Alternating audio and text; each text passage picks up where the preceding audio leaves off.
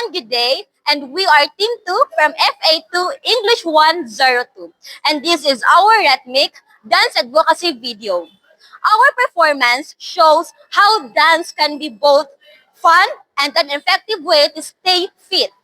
We choose hip-hop and Zumba because it is effective and energetic and expressive movements that help build confidence and allow us to show our personality.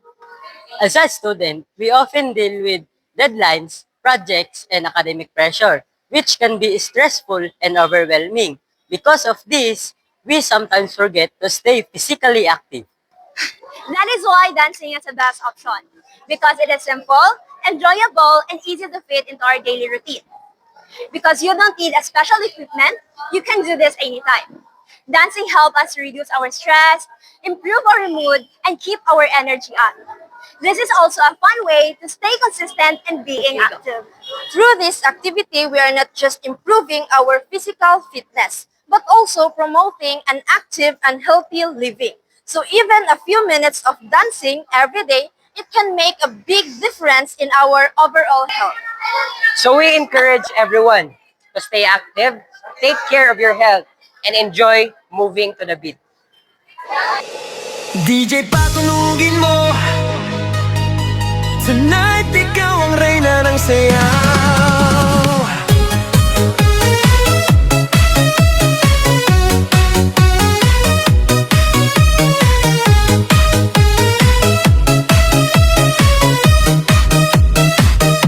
Pagpasok mo pa lang, gumalaw ang gabi.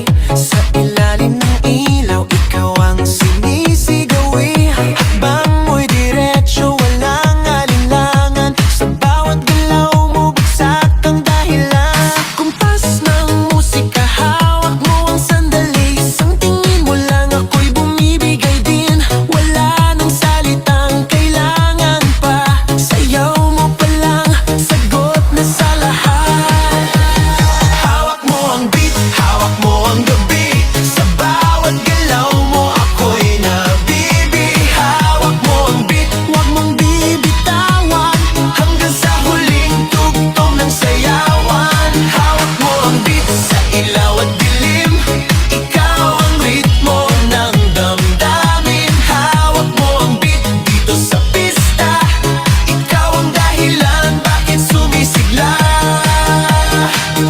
Sa noo pero tuloy pa rin. Lalo kang kumikinang sa gitna ng dilim. Sa bawat ikot mo, palakas ang bass. Parang sinasabi mo, sumabay ka na rin.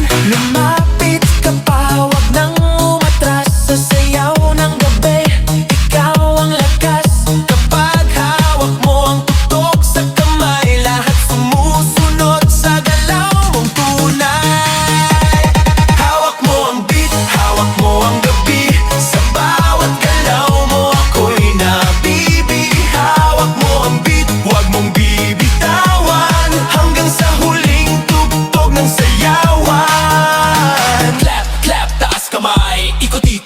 Sabay, clap, clap, galaw lang yan. DJ ulitin mo pa dyan. Clap, clap, taas kamay. Ikot-ikot, sabay-sabay. Clap, clap, galaw lang yan. DJ ulitin mo pa dyan. Kapag bumagsak ang huling patak, dito sa sahig, sabay tayong sasabog